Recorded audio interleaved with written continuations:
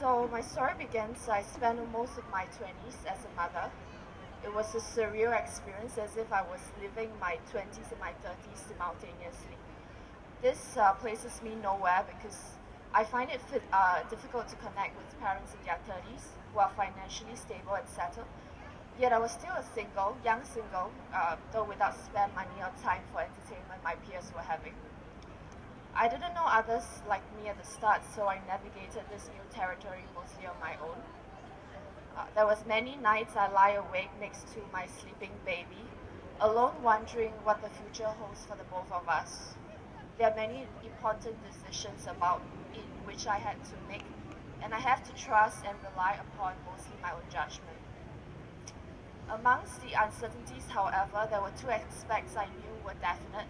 My daughter and I, that we are definitely going to make it, and that even as I devote most of my mental and physical capacity to being a mother, I am not to lose my own passions and dreams. And it has always been my belief that happy parents will end up raising happy children. So my daughter was born when I was in school, and in order to fit the daily roles of a student, a working adult, and a mother into a mere 24 hours, I have to plan the entire day in my head the moment I wake.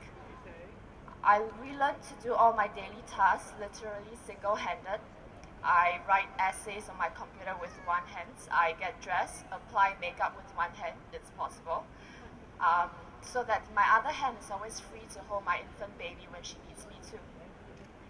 I also came to the acceptance that being a single mother, there are limits to what I can provide for my daughter, and that was okay.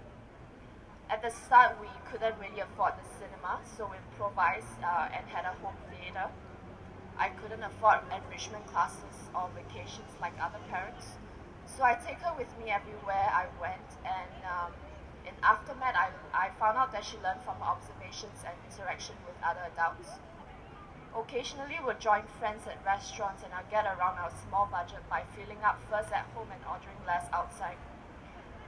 Sometimes there is so much to be done that I forget to prepare her uniform in time for school or to pack her lunch, or the little things I promise to her that I'll do.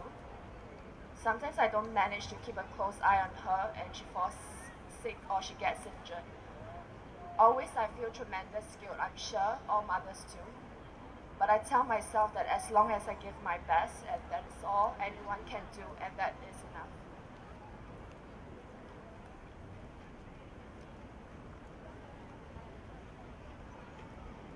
Single parenthood in Singapore is an issue that I believe affects an increasing number of women. Yet, I feel that single parents and their children are still not fully integrated in our society.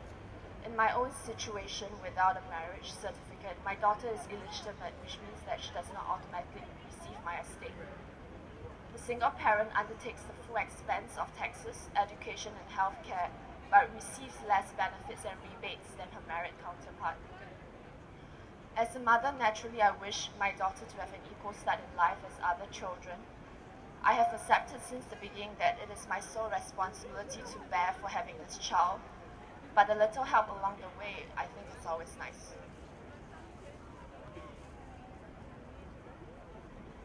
So today, this is the end of my story, and today I have the privilege of addressing all women who, for one reason or another, have landed on this arduous journey. I'd like to tell you that if you are along with me, to take heart that you're never alone, and that you are strong enough to make it through. I hope that you make it a priority to complete your education, even if it doesn't seem practical at the beginning. I hope you continue to be that amazing woman even before you became a mother, and not to lose your sense of self even as your new life realigns with the needs of the little person that you have to care for. And most of all, I hope you retain the positivity of what is possible in our situation and not focus on what is lacked or lost. I believe children don't need to be lavish with gifts or money to be happy and healthy.